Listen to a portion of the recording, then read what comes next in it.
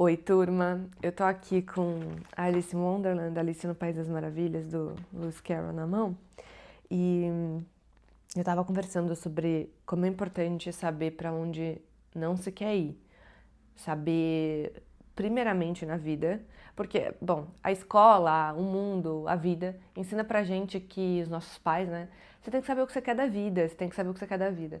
E a gente sempre vai para essa coisa da profissão, da carreira, enfim, até do olhar do outro, né? E no último ano eu acabei escrevendo o É Tempo de Morangos, agora eu posso falar abertamente, né? Inclusive era para sair algum episódio aqui mais assim, profissional, depois do anúncio, né? Mas depois a gente sai, tá tudo já programado. Eu queria falar com vocês intimamente. No dia 14, agora de janeiro, acabamos lançando ali a pré-venda do É Tempo de Morangos em livro. Não que seja o podcast em livro, não são episódios ali descritos, não. Ali é um livro sobre reflexões mesmo de literatura, de outros livros. É um livro sobre Clarice, um livro sobre literatura de língua portuguesa, sobretudo, mas também sobre arte, artes plásticas, tem cinema, cinema mudo.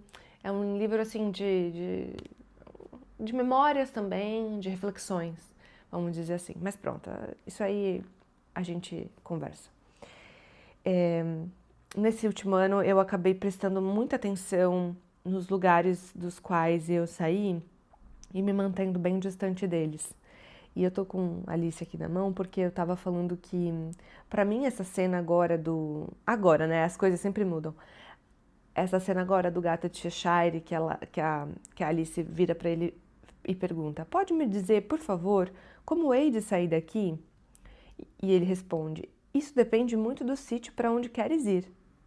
Aí ela fala: não me interessa muito para onde. Nesse caso, pode ir para um lado qualquer, respondeu o gato. Desde que vá até qualquer lado, acrescentou Alice, em jeito de explicação. Oh, para que isso aconteça, tem de caminhar muito, disse o gato.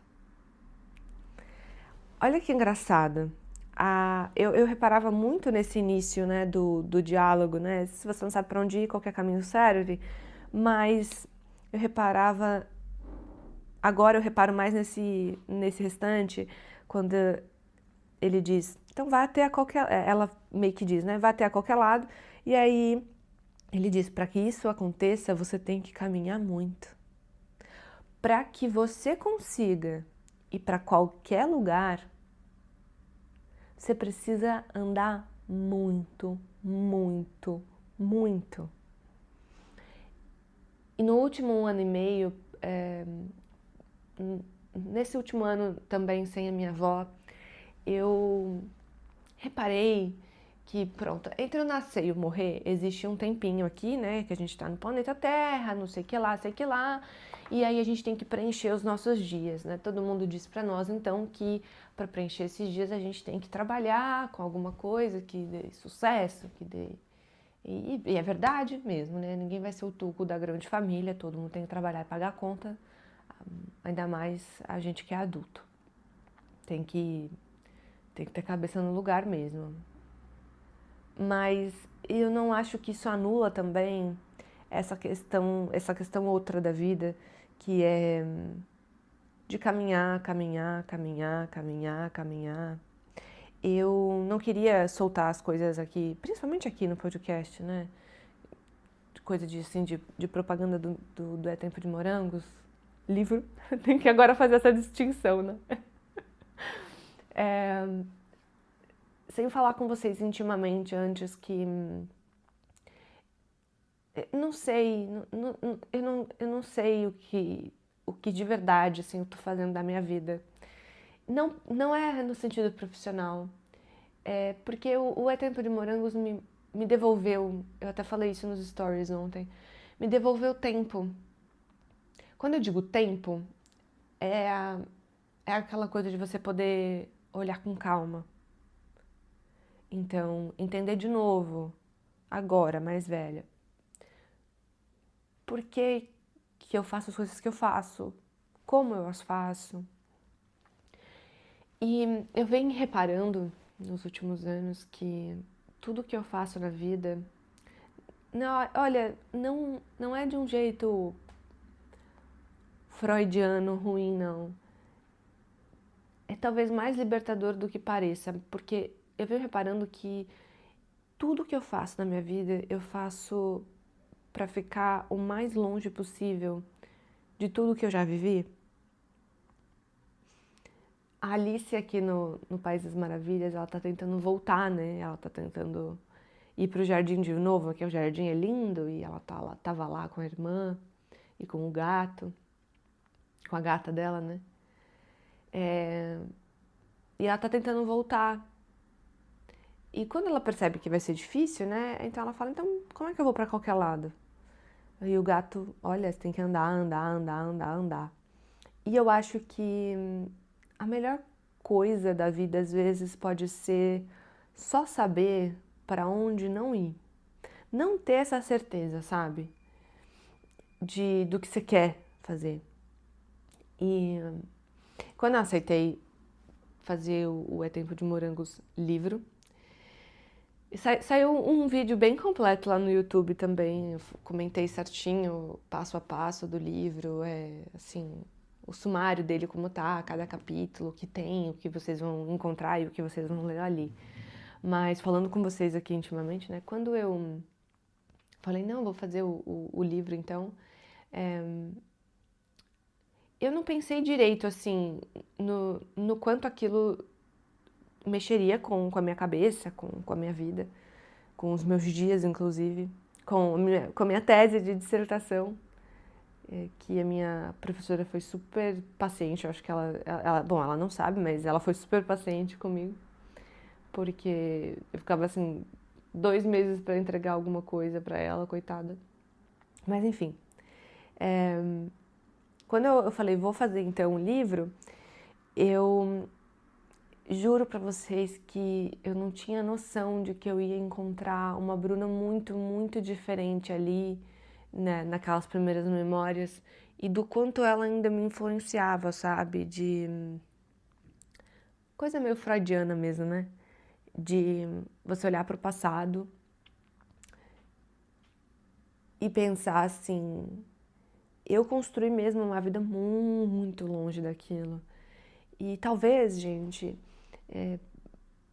para muitas pessoas, né, a vida é aquela coisa do, nossa, o quanto você aparece, ainda mais hoje em dia com as redes sociais, né, o quanto você aparece nas redes sociais, o quanto você é isso, o quanto você é aquilo, o quanto você é bem-sucedido, o quanto parece que você é bem-sucedido, o quanto parece que, enfim.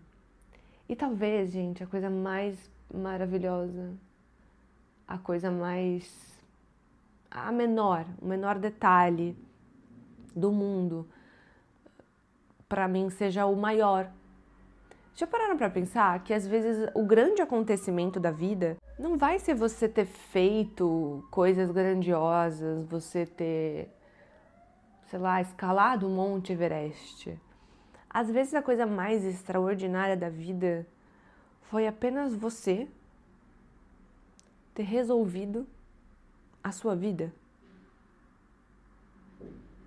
Porque às vezes eu penso assim, nossa, será que um dia eu vou conseguir ser assim ou ser diferente? Aí eu digo aquele sonho, sabe? Como eu sou professora, a gente sempre almeja, né? Sempre tem a ideia de ser professora de tal forma, de X forma, em tal lugar, quero dar aula assim, quero dar aula lá, quero fazer isso, e o concurso daquilo. E eu tava parando para pensar agora, nesse final do livro, né, que talvez a coisa mais extraordinária do mundo para mim pode até não ser todos esses sonhos materiais, essas coisas que a gente coloca na cabeça, mas talvez só o fato de ter saído de, de certos lugares, eu não sei, a gente, eu sinto, Bruna, agora falando só de mim, eu sinto que eu não reconheço o valor da paz de uma vida tranquila às vezes. E no início do livro Eu voltei muito às minhas primeiras memórias com relação à literatura, à leitura, sobretudo, porque eu demorei muito para me alfabetizar, não funcionava a alfabetização para mim. É, e eu lembrei das muitas tardes que minha avó tentava me fazer ler, que fosse uma sílaba, né? E meu pai, desesperado já comigo lá, com 8 anos, me levando para tudo que era psicólogo, psiquiatra, tudo. O que que ela tem? Porque ela não alfabetiza. E todo mundo falava, ela não alfabetiza porque ela não quer. E era mesmo, gente, era mesmo. É tudo no meu tempo, sabe? Eu tenho todo o meu tempinho no mundo, mas eu lembrei da minha avó de um jeito comum, de um jeito simples. E, gente, no final do livro tem uma foto dela, cara. Nossa, vocês não têm noção do quanto eu chorei, mas enfim. Eu acho que o mais maravilhoso foi ter revisitado os lugares, as memórias da literatura e ter visto, assim, o comum, o simples, o pé no chão, o Manuel de Barros. O meu quintal é maior que o mundo. De ver, assim, que eu vivi as coisas mais simples possíveis, sabe? Eu tive o amor de uma avó que te amava normal, como as avós amam mesmo, com bolo, chá, paciência, brincadeira. E que desde cedo, assim, me ensinou que essa é a coisa mais rara do mundo. Amar, ser amada, fazer as coisas normais da vida, ir no mercado, passar shampoo no cabelo, comer banana, comer morango, comer um pastel de feira, sabe? Assim, é...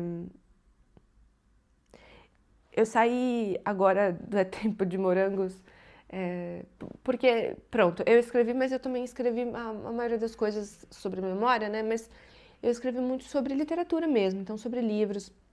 E quando chega assim nos capítulos do Manuel de Barros, que eu falo sobre amizades, que eu falo sobre pessoas que, enfim, sempre vou amar, amigas que mudaram a minha vida, até pessoas que não estão mais na minha vida, eu, eu fui percebendo que essas coisas são as coisas mais importantes da vida, né? Não é o extraordinário, na verdade, é esse. É por isso que eu acho que eu fiquei muito fascinada com o universo agostiniano. Você tem livros completamente normais, de pessoas completamente normais. A Sibila é uma família que o cara trai a esposa, que é normal, né? Mas não deveria ser normalizado. Mas, enfim, um péssimo marido, uma casa que pega fogo e a família vai se reconstruir. Aqui na V, no fracasso daquela família, a necessidade, a importância de reconstruir a própria história e ela segue a partir dali. Isso não é uau, um Oscar, mas é a coisa mais extraordinária que eu já li na literatura.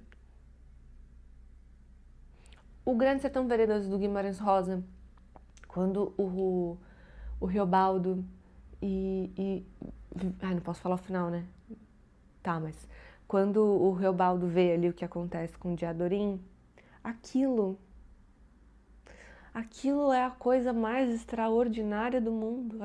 Aquele final, aquela última página, a dúvida o tempo todo ao longo do livro, se existe pacto, se existe Deus, se existe o diabo.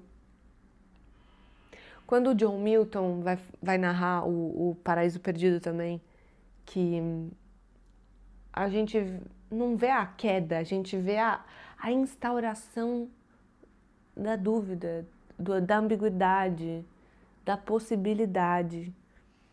Essas coisas são as mais importantes da vida, né?